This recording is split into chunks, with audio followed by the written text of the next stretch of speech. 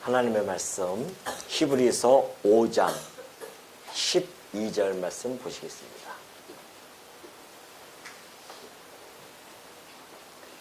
히브리서 5장 12절. 때가 오래되었으므로 너희가 마땅히 선생이 되었을 터인데 너희가 다시 하나님의 말씀의 초보에 대하여 누구에게서 가르침을 받아야 할 처지이니 단단한 음식은 못 먹고 젖이나 먹어야 할 자가 되었도다. 이는 젖을 먹는 자마다 어린아이니 의의 말씀을 경험하지 못한 자요. 단단한 음식은 장성한 자의 것이니 그들은 지각을 사용함으로 연단을 받아 선악을 분별하는 자들이니라. 14절까지 봉독해 드렸습니다. 우리는 지금 하나님의 작정과 예정에 대한 교리를 하나하나 좀 살펴보고 있고요. 아마 오늘로서 그 작정과 예정의 교리는 아마 끝마치게 될 것 같습니다. 일찍이 18세기의 그 영국 시인이었던 포프는 이렇게 예정론에 대해서 자기의 견해를 피력한 바가 있습니다. 예정론은 섣부르게 알면 오히려 위험하다. 그러므로 알려면 깊이 알도록 하라. 그렇지 않으면 이 거룩한 교리를 아예 건드리지도 말라라고 하는 그러한 견해를 밝힌 바가 있습니다. 18세기였었으니까 그때나 지금이나 여전히 이 예정이라든가 하나님의 이 작정에 대한 교리는 사실 좀 단단한 음식으로 들어갈 수가 있습니다. 오늘 히브리서 5장 12절부터 우리가 살펴봤지만은 이 이야기는, 이 말씀은 멜기세덱에 대하여 히브리서 기자가 설명해 주면서 지금 12절부터 이렇게 밝혀준 겁니다. 때가 오래되었는데 너희가 마땅히 선생이 되었을 터인데 너희가 다시 하나님의 말씀에 초보에 대하여 누구에게서 가르침을 받아야 할 처지이니 단단한 음식은 못 먹고 젖이나 먹어야 할 자가 되었도다. 그러니까 성경은 사실 젖을 먹을 수 있는 정도의 그런 약한, 그러니까 부드러운 그런 양식도 있지만은, 그러나 장성한 자가 먹어야 할 그런 단단한 음식도 이 성경에는 담겨져 있습니다. 그렇기 때문에 우리가 늘 그 부드러운 음식만 먹을 수는 없죠. 성경은 우리가 창세부터 요한계시록까지 읽다 보면은 여러 가지 단단한 음식들이 있습니다. 이런 단단한 음식들을 소화를 해야 되는데 오래되어진 분들이라 할지라도 이런 단단한 음식을 못 먹는 분들도 없지 않아 있습니다. 그렇기 때문에 사실 교회 강단에서 작정과 예정에 대한 이렇게 그런 교리를 이렇게 강론한다고 하는 것은 그리 쉬운 일은 아닙니다. 그럼에도 불구하고 하나님의 놀라운 섭리이 있기 때문에 우리는 이러한 부분에 대해서 그래도 힘들지만은 하나하나 지금 살펴보고 있는 것입니다. 기독교 내에 여러 가지 종파들이 있습니다. 그러한 종파들이 각 종파들마다 강조점이 있어요. 예를 들면 로마 카톨릭 같은 경우에는 교회의 통일성을 매우 중요시 여깁니다. 그리고 사도적인 그런 교회 계승을 아주 강조해주고 있어요. 그래야 교권주의로서 그 모든 교회를 교황이 통제할 수 있기 때문에 그렇습니다. 그런가 하면 침례교는 성례전에 대해서 매우 중요함을 느끼고 세례에 대한 부분, 그래서 꼭 가서 침수를 해서 세례를 주는 그러한 교단이죠. 그런가 하면 감리교는 인간에 대한 하나님의 사랑에 대해서 많이 강조합니다. 뿐만이 아니라 그 하나님에 대한 사랑을 하나님께 대한 인간의 책임도 함께 설명해 주고 있어요. 또 회중교라고 하는 거 혹시 여러분 들어보셨을지 모르겠지만 회중교는 개인적인 그러한 판단의 권리라든가 또는 지교회의 권리를 또 많이 주장합니다. 루터교는 여러분 잘 아시다시피 마틴 루터로부터 시작되어졌습니다. 루터는 참으로 여러 가지 이 공감이 많았던 분이었었죠. 그래서 어떻게 하면 구원에 이를 수 있을까? 행위로는 도저히 할 수 없었기 때문에 그 괴로움 속에 있다가 로마서를 통하여서 믿음으로 말미암아 의롭게 되어진다고 하는 그 말씀에 의해서 그는 구원의 방편적인 그런 접근으로서 신학을 써내려 갑니다. 그래서 오직 믿음으로 구원에 이른다라는 것이죠. 그래서 이 루터교는 어떻게 구원을 받는가에 대한 강조를 많이 해주고 있습니다. 그때 당시 종교개혁과 함께 같이 나갔던 칼빈은 좀 다른 방향으로 이렇게 선을 합니다. 칼빈은 하나님의 절대 주권을 강조하기 시작하죠. 그것은 곧 구원의 방편적인 접근이 아니라 구원의 근원적인 그런 접근을 해가고 있는 겁니다. 어디서부터 구원이 시작되어졌는가에 대한 문제죠. 우리가 장로교이기 때문에 우리는 그런 하나님의 절대 주권에 의한 그리고 그런 계시의 어떠한 방편으로서의 그런 접근보다는 하나님이 이 계시를 펼쳐나가는 그 목적이 무엇인가라고 하는 목적의 접근을 하는 것이 우리 장로교가 지향하는 그러한 내용입니다. 그런 의미에서 오늘 지난번에 말씀드렸듯이 작정과 이 예정의 교리는 그 방편으로서 접근해 나가면은 시험 받기 딱 맞습니다. 딱 알맞습니다. 하나님이 왜 누구는 선택을 하고 누구는 왜 유기를 하느냐.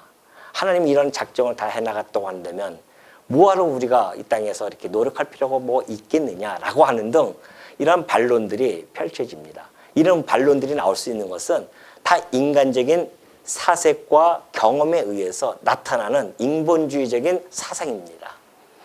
그래서 제가 말씀드렸듯이 이 예정과 작정의 교리는 그러한 방편으로 접근하면 안 됩니다. 누구를 선택했느냐, 누구를 뭐 했느냐가 아니라 하나님이 왜 작정과 예정을 통하여 우리들에게 무엇을 이야기하고자 하시는가, 또는 하나님의 목적은 무엇인가라고 하는 그러한 목적으로 접근을 해 나가야 계시의 목적에 초점을 맞춰서 접근해 나가면은 너무 쉽게 풀려 나갈 수가 있습니다. 하나님의 그 작정과 예정의 목적은 이미 우리가 살펴보았듯이 하나님의 그 자신의 주권과 그리고 은혜의 영광을 선포함이라고 그렇게 설명한 바가 있습니다.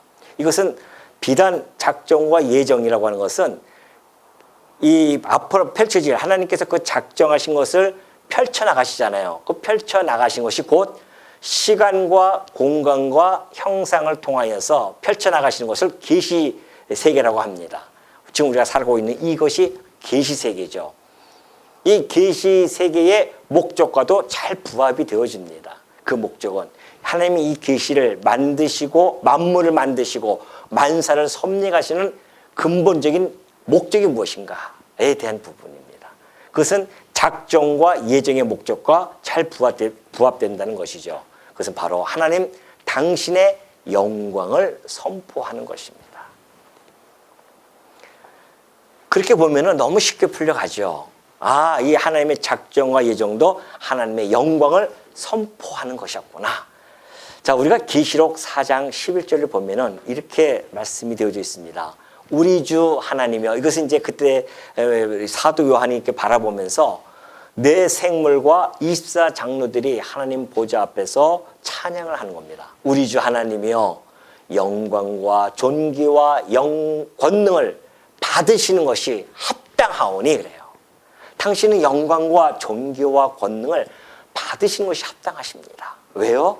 주께서 만물을 지으신지라. 하나님께서 이 만물을 지으시지 아니하셨습니까? 근데 이 만물이 주의 뜻대로 있었고 또 지으심을 받았나이다. 이 만물이 하나님이 작정하신 대로 그렇게 하나님의 뜻에 있었고 또 하나님의 작정대로 지음을 받았기 때문에 거기에서 드러나는 하나님의 영광, 존귀함, 권능, 이 모든 것을 그 모든 내 생물과 24 장로뿐만이 아니라 수많은 성도들이 하나님을 찬양하는 내용이란 말입니다.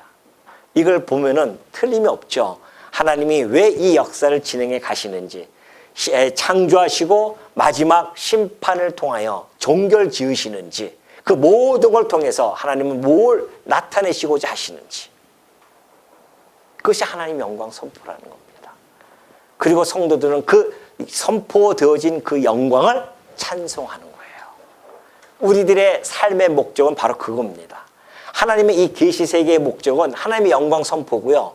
계시 도구로서의 우리 인간들은 바로 하나님의 그 선포되어진 영광을 찬송하는 것, 이것이 바로 우리의 삶의 목적임을 너무나 잘 보여주고 있습니다. 그렇기 때문에 바울이 그런 이 말씀을 전한 겁니다. 모든 것이 다 만물이 다 주에게로 나왔고 주로 말미암고 주께로 돌아가나이다. 그러면서 하시는 말씀이 그에게 영광이 세세에 있을지어다 그러잖아요. 모든 만물이 주로부터 나왔습니다. 그리고 주께로 다 말미암지 않습니까? 그리고 다시 주께로 돌아갑니다. 그러니 이 모든 과정 속에서 드러나신 하나님의 영광이 세세토록 있을지어다 라고 하는 바울의 이 찬송은 우리가 삶의 목적이 무엇인지를 명확하게 보여주고도 남음이 있습니다. 바울은 에베소에 있는 성도들에게도 그렇게 편지를 통해서 설명해 준 겁니다. 하나님께서 당신의 기쁘신 뜻대로 우리를 예정하지 아니하였다는 것이죠. 그래서 예수 그리스도로 말미암아 우리는 그들의 아들, 하나님의 아들들이 되어졌다는 것입니다. 근데 그걸 왜 그렇게 하나님께서 그렇게 하시는가? 바로 우리에게 베풀으시는 그 은혜의 영광을 찬송하게 하라는 것이다 그래요. 하나님이 왜 우리에게 은혜의 영광을 드러내 주셨냐 말이죠. 그 은혜의 영광을 찬송하게 하는 것이다. 그러니까 우리가 이 땅에 살아가면서 여러분이 나는 왜 살아? 물론 과정적인 목적들은 또 있어요. 이 땅에 살아가면서 내가 저 목적을 위해서 내가 가야겠다 하지만은 우리의 성도의 궁극적인 목적은 하나님 찬양입니다. 이것이 우리 인생의 가치로움이에요. 어떤 분들은 성도임에도 불구하고 인생이 자기의 그 성도의 가치로움이 뭔지를 몰라요. 그리고 내가 왜 사는지에 대한 목적도 모릅니다. 이것처럼 억울한 것이 어디 있습니까? 하나님께서 이 진리를 우리에게 허락해 주셨는데 그 진리 안에 있는 자들이 자기 삶에 대한 목적을 모르고 살아간다고 하는 것처럼 안타까운 일이 어디 있겠어요. 성도의 목적은 단 하나입니다. 하나님의 영광을 선포하고 하나님의 이 선포되어진 그 영광을 찬송하면서 살아가는 것. 이것이 우리 삶의 목적이에요. 이것은 우리가 부활체로서 하나님 앞에 가서 영원토록 누릴 하나님 앞에서 영원토록 부를 그 찬송을 통하여서 우리의 목적에 결과적으로 나타나는 겁니다. 그러니까 지금 나는 무엇을 할지, 나는 뭘 할지 몰라. 그렇게 생각하시면 안 되고요. 성도는 내가 지금 나가 있는 직장, 그 직장에서도 목적이 뭐예요? 돈 버는 것이죠. 맞습니다. 그러나 그는 너무나 표피적인 생각입니다.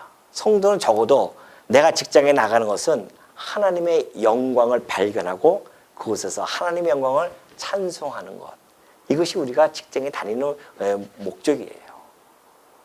돈을 받고 다니는 것은 과정, 그 수단이에요, 수단. 그러니까 우리가 그 목적을 잃어버리면은 수단마저도 이게 흐릿해질 수밖에 없는 겁니다.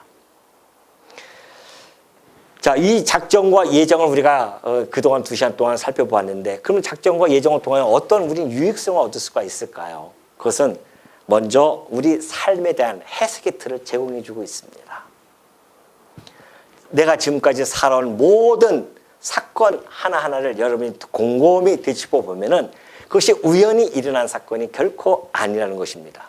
그 모든 사건 하나하나가 하나님의 특별한 목적을 위해서 우리가 지금 하나님이 계획하시고 그리고 우리가 살아왔다는 것을 인식할 수가 있어요. 여러분 지금까지 몇 년을 살아오셨는지는 다 스스로가 아시잖아요. 40년, 때로는 50년, 때로는 30년 살아왔던 삶이 있습니다.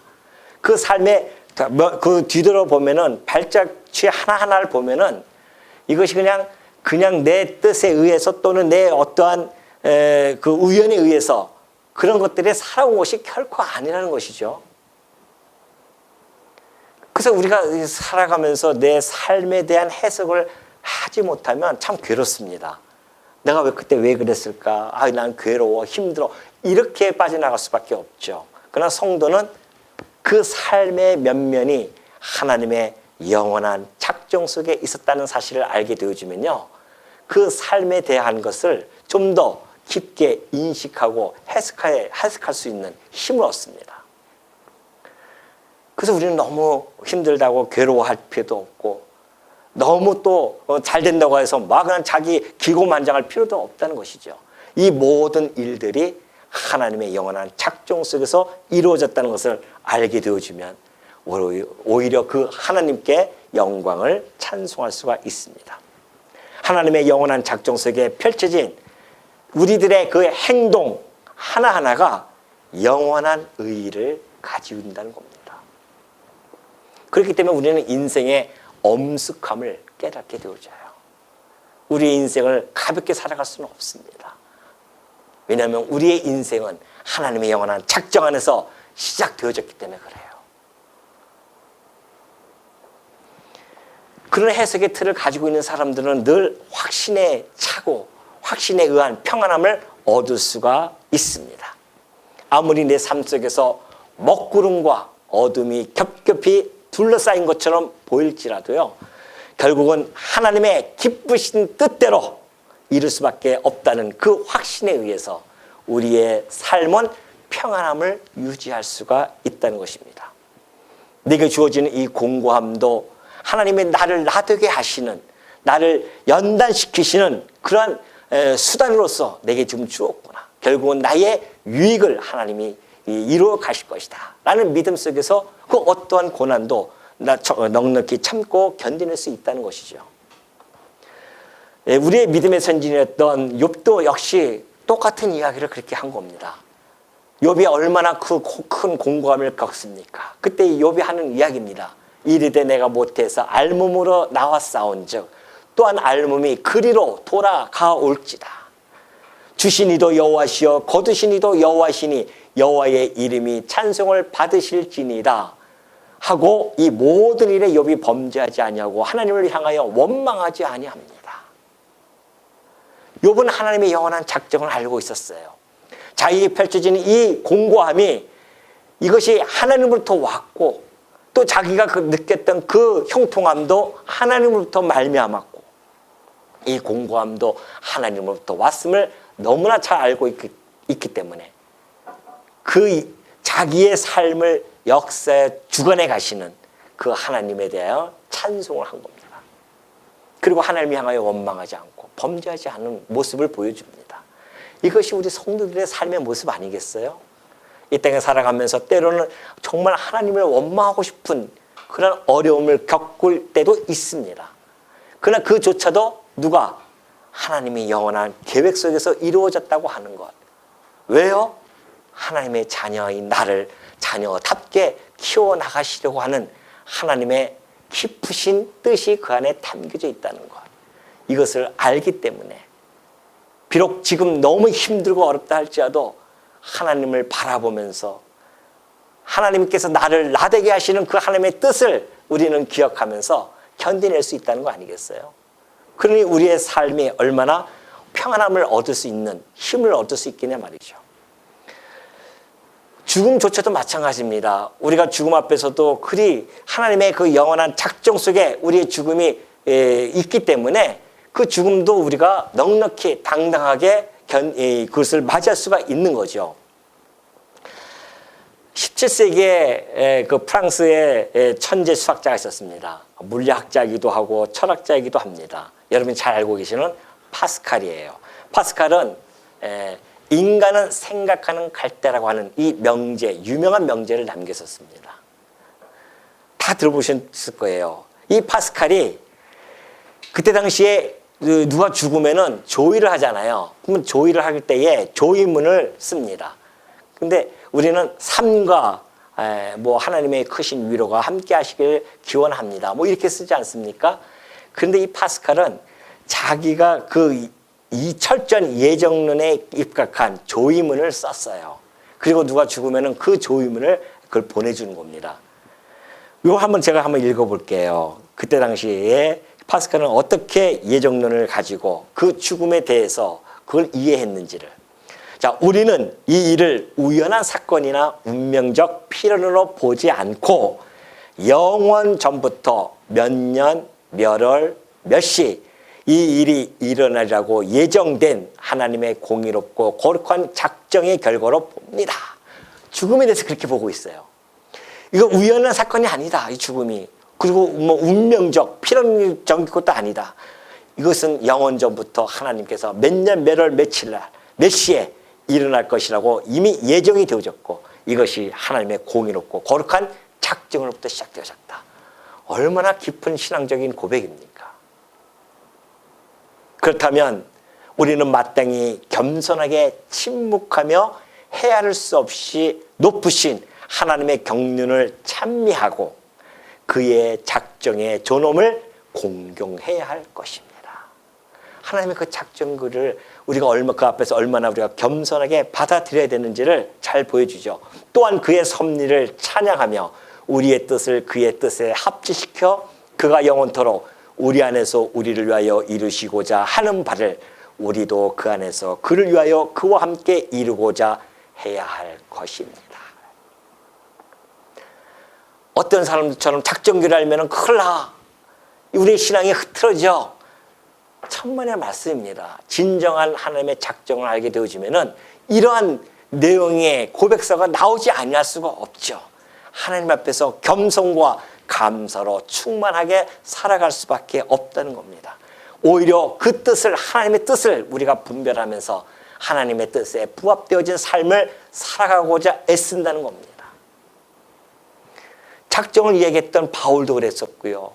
베드로도 그랬었고 수많은 우리 믿음의 선진들이 하나님의 작정규를 알고 예정규를 알았던 그 우리의 믿음의 선진들이 살아왔던 삶을 그 면모를 보면은 충분히 알 수가 있죠. 누가 그렇게 이 하나님의 작정규를 알면서 그렇게 살아왔습니까? 얼마나 치열한 삶을 살아왔는지를 잘 보여줍니다.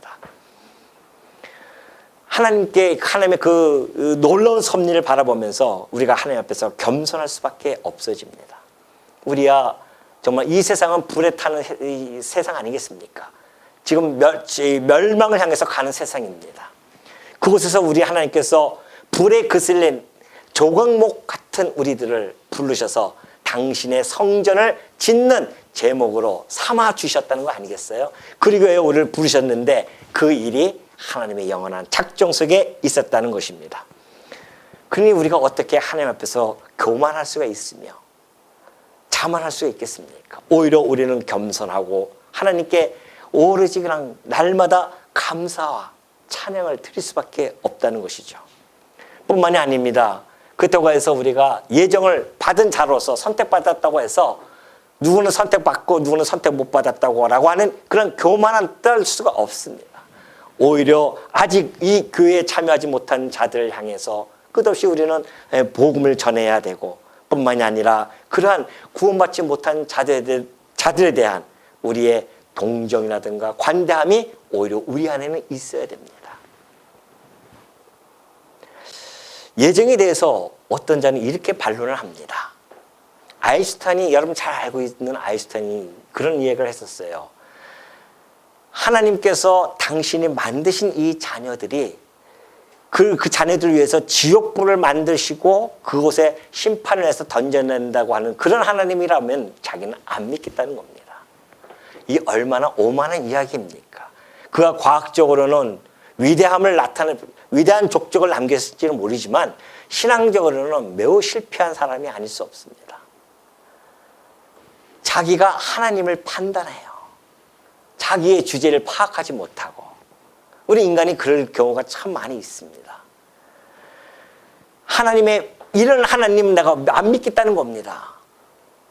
계시되어진 하나님을 믿는 것이 아니라 자기의 이성과 자기의 생각 속에서 만들어진 그 하나님을 믿겠다는 거 아니겠습니까? 이것처럼 불신앙적인 불순종이 어디 있겠냐 말이죠. 그래서 하나님의 이 불공평에 대하여 그 예정론에 대해서 반론하는 자들이 참 많습니다. 아까 얘기했듯이 하나님의 계시의 방편과 그리고 결과적인 접근으로 이것을 들어가면 안 됩니다. 반드시 목적으로의 접근이 필요하다는 것이죠. 저도 한때는 그런 생각을 가졌었어요. 우리나라가 5,000년 동안 유구한 역사를 가지고 있잖아요. 그런데 기독교가 들어오는 것은 이게 시간적으로 보면은 한 200년 어간입니다. 그러면 5,000년의 역사 속에서 했던 우리의 많은 조상들은 다 어떻게 됐어요? 복음 듣지 못했으니까. 지옥에 갔지 않겠냐 말이죠. 에이, 그럴 수가 있나. 정말 우리의 이순신 장군 같은 사람들, 세종대왕 같은 분들 얼마나 나라를 위해서 애쓰고 정말 그렇게 살았을 텐데. 그렇게 생각하는 사람들이 참 많이 있단 말입니다. 그런 사람마저 다 지옥에 간다고 한다면 난 그런 하나님 안 믿겠어. 그렇게 이야기한다니까요. 근데 저도 그런 생각을 가졌었죠. 모든 사람에게 동등한 기회를 가져야만 정당하지 않겠냐는 겁니다. 그들이 믿고 안 믿고는 차지하고라도 5,000년 전서부터 복음이 들어와서 5,000년 동안 복음이 다 전파되어져서 그거 믿고 안 믿고는 그 사람의 마음이니까 거기서 그렇게 갈라져야지. 어떻게 그럴 수가 있겠느냐. 5,000년 동안에 그 복음이 안 들어왔다가 200년 전에 들어와서 그걸 믿는 자들은 구원받고 안 믿는 자는 지옥 간다? 에이, 그런 하나님은 안 믿겠어. 라고 하는 사람들이 많다니까요. 그뿐만이 아닙니다.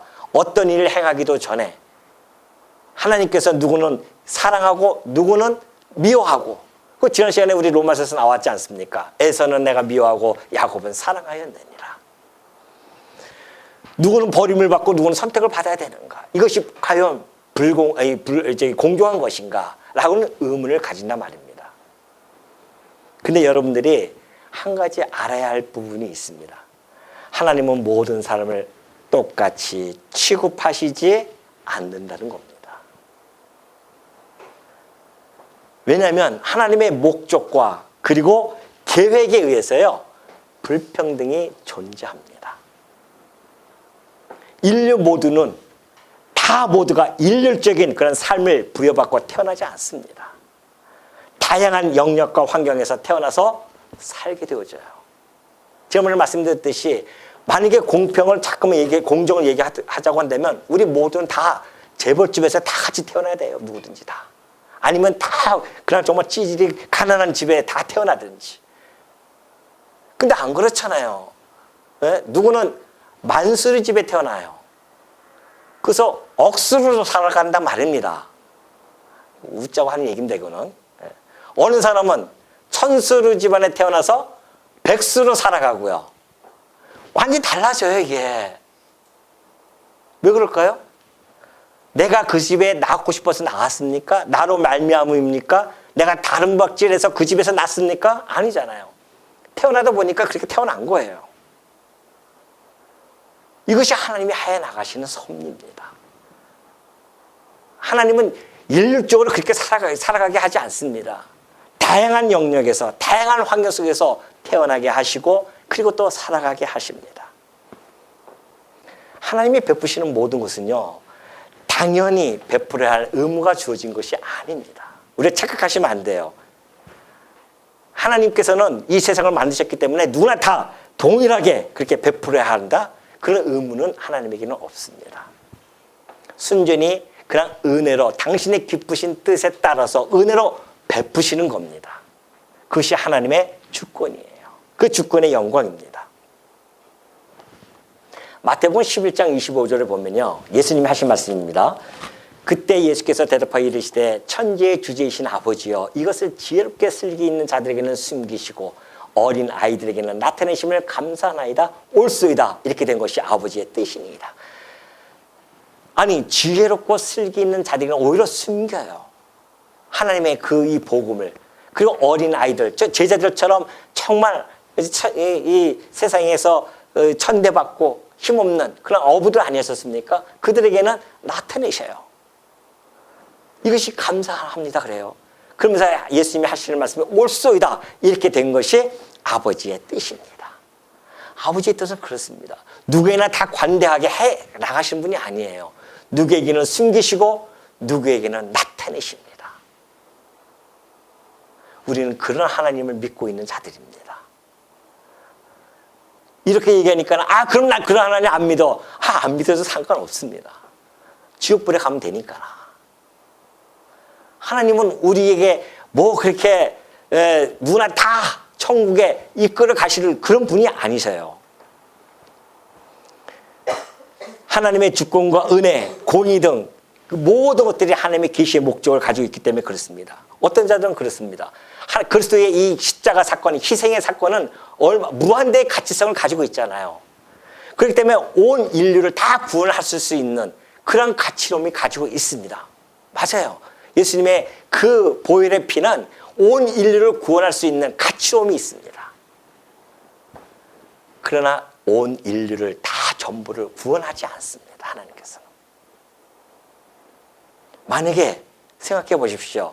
온 인류를 다 구원시키신다고 한다면 그들의 이 죄값이 어떤지를 모를 거 아니겠습니까?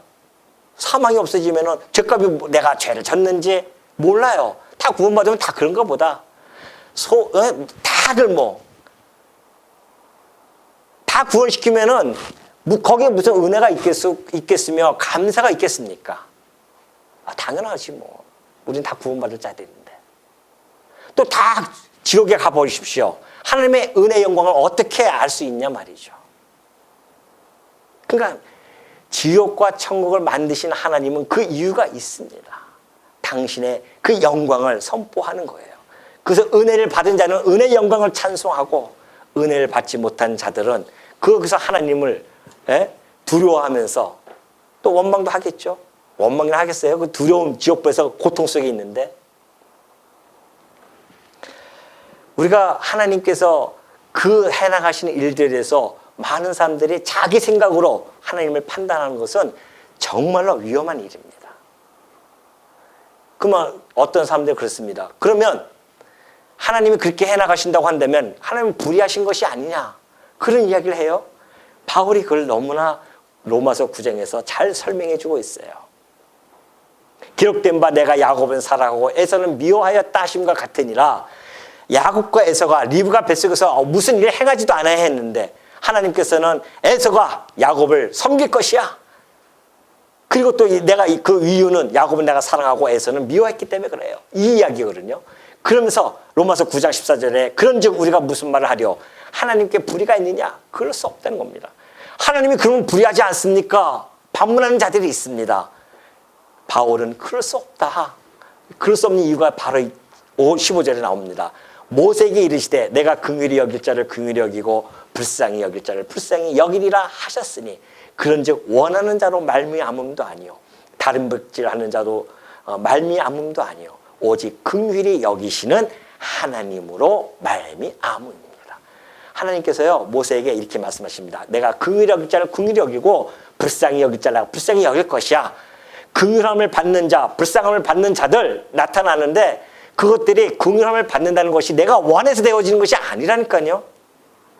내가 열심히 노력해서 되어지는 것도 아니에요. 다른 박질에서 되어지는 것도 아니에요. 오직 긍휼히 여기시는 하나님의 주권으로 말미암은 것이다. 이렇게 말씀해 주고 계십니다. 그러면서 로마서 9장 17절에서는 성경이 바로에게 이르시되 내가 이 일을 위하여 너를 세웠으니 곧 너로 말미암아 내 능력을 보이고 내 이름이 온 땅에 전파되게 하려 함이라 하셨으니 그런지 하나님께서 하고자 하시는 자를 긍휼히 여기시고 하고자 하시는 자를 완악하게 하시니라 그래요. 바로 보십시오. 바로도 왕인데 자기 백성들이 괴로워하는 것을 어떻게 모른 척할 수 있겠습니까? 자기도 빨리 이스라엘 백성을 내보내고 싶어요. 열 가지 재앙 받기 전에 2재앙, 3재앙, 4재앙 받을 때마다 내보내고 싶은데 안 그래요. 갑자기 보내고 싶다가도 모세 앞에 보면은 마음이 완악해집니다. 이게 해석이에요. 하나님께서는 10가지 재앙, 내가 이 모든 만물을 다스리는 자가 나야 이것을 보여주기 전까지는 그 재앙이 끝나지 않습니다. 모든 자연 만물, 생명조차도 하나님 손에 있음을 바로를 통하여 온 세계에 전파하는 사건이 바로 이 사건이었습니다. 열재앙 그냥 심심해서 하나님께서 하는 것이 아니라는 겁니다. 내가 너로 바로로 말미암아 내 능력을 온 세상에 다 보일 것이다. 그리고 내 이름이 온 땅에 전파되게 할 것이다. 그러니 하나님이 하고자 하시는데 긍휼히 여기시고자 하시는 자를 하고자 하시는 자를 긍휼히 여기시기도 하시고요. 하고자 하시는 자를 완악하기도 하십니다. 바로가 바로 그 완악함에 사로잡혀가지고서는 거기서 나올 수가 없는 겁니다. 자기 마음대로 되어진 것이 아니에요. 그렇게 이야기하니까 대적하는 자들이 뭐라고 이야기하는 줄 아십니까? 혹 네가 내게 말하기를 그러면 하나님이 어찌하여 허물하시느냐? 허물하시느냐? 바로를 왜 허물하시느냐 말이죠. 하나님이 완악하게 해서 그렇게 사용했다고 한다면 저 사람을 택하지 않아서 지옥에 보내신다고 한다면 왜 그들 허물하시냐 말이죠. 유기해놓고 나서 누가 그 뜻을 대적하느냐? 하나님의 뜻인데 우리가 대적할 수 있겠냐 말이죠. 그러니까 우리가 그 하나님에 불의하지 않겠느냐. 그럴 때에 바울이 이렇게 설명해 주고 있습니다. 이 사람아, 내가 누구이기에 감히 하나님께 반문하느냐. 이걸로 끝나는 겁니다. 감히 네가 누구이길래. 인간이 좀 대단한 것 같아요? 막 그냥 뭐 우주를 다녀오고 막 그렇게 대단한 것 같습니까? 하나님이 만드신 우주에 수조분의 1도 아직 벗어나지 못했어요. 인간의 그 과학이 하나님의 이 우주, 이 무한대와 같은 이 우주에 그 수조분의 1도 아직 접근 못했다니까요. 네가 누구에게 감히 하나님께 반문하냐는 겁니다. 하나님은 그런 존재이십니다. 하나님은 창조주이세요. 우리는 피조물이고 피조물인 줄 알아야 되는데 자기가 창조주처럼 착각한단 말입니다. 그러니까 오만방자하죠. 하나님이 어디 있냐 하면서. 하나님 그런 하나님 나는 안 믿겠어. 이것이 다 자기가 창조주처럼 착각했기 때문에 그래요. 우리는 피조물이에요. 지음을 받은 물건이란 말입니다. 지음을 받은 물건이 어찌 지은 자에게 어찌 나를 이같이 만들었느냐 말할 수 있겠습니까? 토기장이가 지는 한 덩이로 하나는 귀 쓸 그릇을 하나는 천이 쓸 그릇을 만들 권한이 없겠어요? 토기장이가 그릇을 만들 때에 질그릇을 만들 때에 하나는 저 요강 단지로 만들고 하나는 임금님 밭상에 올라갈 수 있는 유기 그릇을 만들고 그런 권한이 있어요 없어요? 토기장이도 있을지언데 항차 이 우주 만물을 창조하신 하나님께 그런 특권이 없어요? 말도 안 되는 소리죠. 그러니까 모르니까 자기 주제 파악을 못하니까 인간들이 그렇게 하나님 앞에서 반문하는 겁니다. 그런 하나님을 안 믿겠다고. 그렇게 자기만 손해죠. 그건 자기 뭐 객기를 부리니까 누구 앞에서 지금. 아니 객기도 부릴 때가 있어야지. 감히 하나님 앞에서 어떻게 객기를 부리냐 말이죠.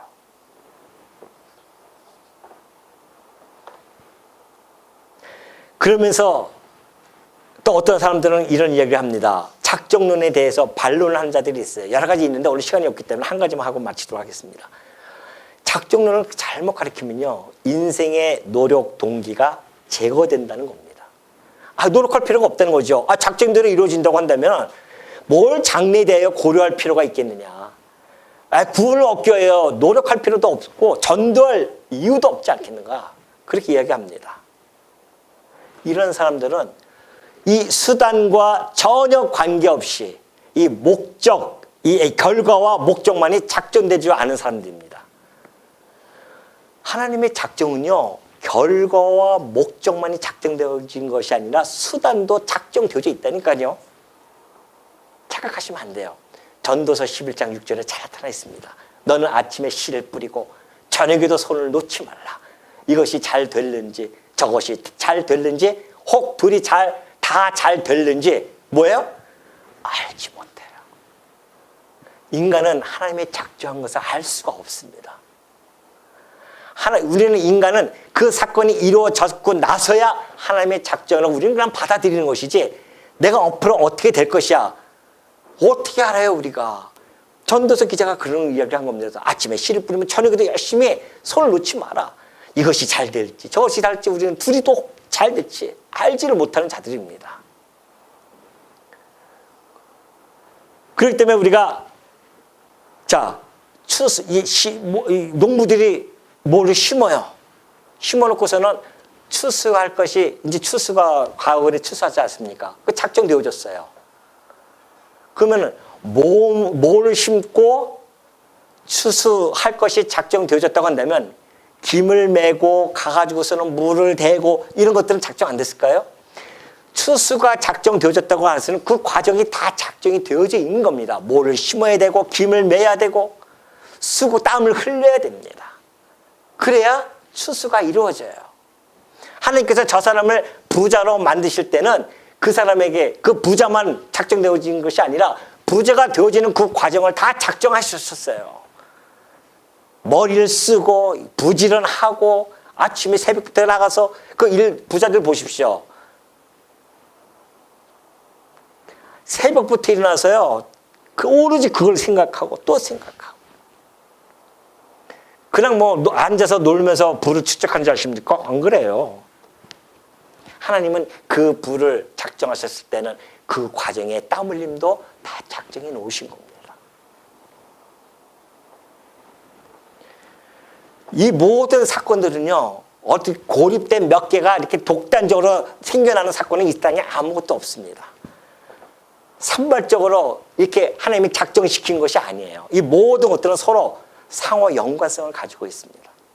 연쇄적인 반응을 가진다는 겁니다. 그러니까 모든 사건은 다 일련의 사건들은 다 연관성이 있어서 하나님이 다 작정 안에 들어가 있는 겁니다. 한때 우리 이거 잘못 배워가지고서는요, 하게 하신다 해가지고서는 얼마나 이게 잘못 우리 성도들에게 들어갔는지. 그 아이들 가르치는 것도 하나님이 다 키워가실 텐데 아이들 교육도 그냥 다 손 놓고 있었어요. 그런 분 많이 있었습니다. 어차피 하나님 다 하시는데. 그 아이에게 내가 수고하고 가르치고 교육하고 정말 눈물로 기도하고 이런 것까지도 하나님은 다 그 작정 속에 들어가 있는데도 불구하고 그것은 빼버리고서는요, 결과만 가지고서는 목적만 가지고 저 사람이 하나님의 자녀면은 돌아오겠지? 그럴까 정말? 그 전도도 할 필요도 없다는 겁니다. 하나님의 자녀면 다 하겠지. 고린도전서 1장 21절 볼까요? 하나님의 지혜에 있어서는 이 세상이 자기 지혜로 하나님을 알지 못함으로 하나님께서 전도에 미련한 것으로 믿는 자를 구원하시기를 기뻐하셨습니다. 저 사람이 하나님의 백성이면 다 구원받겠지가 아니라 하나님의 구원 받을 백성에게 가서 전도라고 하는 것을 이 미련한 것을 통하여 구원받기를 하나님께서 작정하시고 기뻐하셨다는 겁니다. 그러니까 우리가 가서 전도하지 아니하면 구원받을 수가 없다니까요. 내가 안 하면 괜찮겠지? 내가 아니면 딴 사람을 통해서도 하나님이 해 나가시죠. 우리는 다만 거기에 쓰임을 받는 것에 기쁨이 있고 행복감이 있는 거 아니겠어요? 하나님께서 나를 정말 불에 그슬린 조각목 같은 나를 이 하나님의 기쁘신 이 작정의 섭리 안에 나를 두고서는 지금 나를 갖다가 이끌어 가시는구나. 나를 사용하고 계시는구나.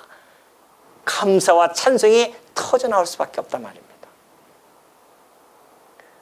근데 무슨 작정을 배우면은 더 뭐 지 마음대로 나 오늘부터 일 안 해. 하나님께서 다 먹여 살리시겠지? 한번 해보세요. 굶는지. 이게 잘못 가르치면 부작용이 난다니까요. 당장 뭐 우리 집에서부터 그런 얘기가 있었어요. 지난주에 제가 하고 나니까는 우리 집사람이 아이고 밥 다 먹고 났더니만 아이고 오늘 상축으로 작정이 돼 있네요. 그렇게 얘기하더라고요.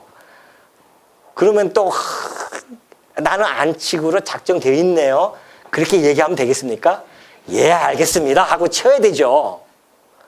제발 좀 그러지 마십시오. 우리 누가 이렇게 얘기하면 그냥 수납하고 예 그렇게 얘기해야 되지 거기다 대고 또 반론해가지고서는.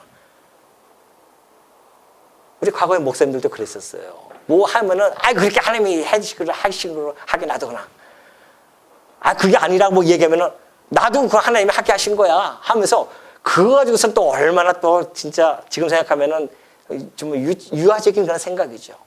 그러나 우리가 하나님의 작정과 예정을 알게 되어지면 너무너무 우리가 깊은 그런 신앙적인 삶을 누릴 수가 있습니다. 그래서 제가 힘들지만 여러분들이 혹시 잘못 받아들일 수 있기 때문에 어려움이 있지만은 그래도 안전할 수가 없어요. 왜? 명백하게 하나님의 말씀으로 우리들에게 전달해 주고 있기 때문에, 가감없이 전해야 되기 때문에, 여러분이 혹시 신앙의 연조가 좀 얕으신 분들은 좀 어려울 수도 있습니다. 아까 얘기했던 이런 반론에 의해서 걸려 넘어질 수도 있어요. 그럼에도 불구하고 이 말씀을 여러분에게 전달해 줘야 되는 것은 그 작정과 그 예정의 교리는 하나님의 섭리의 근간이 되어지기 때문에 그렇습니다. 이걸 알아야 하나님의 크신 그 섭리, 그 원리를 우리가 깨닫게 되어지고, 그 섭리 원리 안에서 하나님의 자녀답게 살아갈 수 있는 힘을 발휘하기 때문에 그렇습니다. 오늘 이 작정과 이 예정의 교리를 통하여서 우리 성도님들 마음속에 깊이 간직하시고, 하나님이 나를 일찍이 택하셔서 당신의 백성 삼아주시고 이끌어 가신다고 하는 이 놀라운 예정, 이 작정에 하나님께 그 무한하신 영광을 찬송하는 주의 종들 되어지시기를 당부드립니다.